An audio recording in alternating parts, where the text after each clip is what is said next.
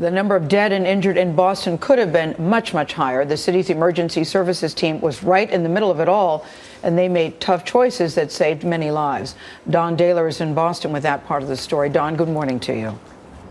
Good morning. Yes, Boston's emergency medical services is always beefed up for the Boston Marathon. They're prepared to deal with heart attacks or dehydration or cramps. What they did not expect to have to deal with, though, is what happened. When the bombs went off, the calls immediately started pouring in to Boston's emergency medical services.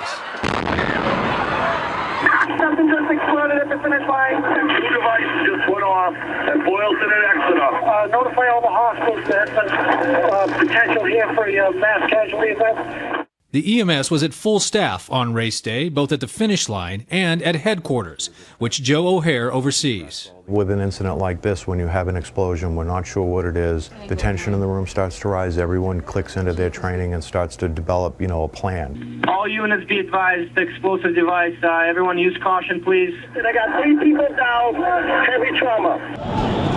While medics at the scene gave first aid, O'Hare and his staff were making split-second decisions about where the injured should be sent. Our attempt is to distribute those patients fairly evenly and take some of the minor injuries to hospitals that are a little more distant. Trauma is really all about time and getting to an operating room. So, instant care in the field and then getting them to a surgeon is really what those patients need. Within minutes, ambulances carrying the most severely injured fanned out to the 5 Level 1 trauma centers. Each received an average of 25 patients. Victims were taken to hospitals that were best suited to care for their specific needs. The youngest were sent to hospitals with child trauma centers. You make the best decision you can because you're trained to do so, and then you live with that. I think that's true. And in the end that, those patients did better because you were there and because you were able to help them.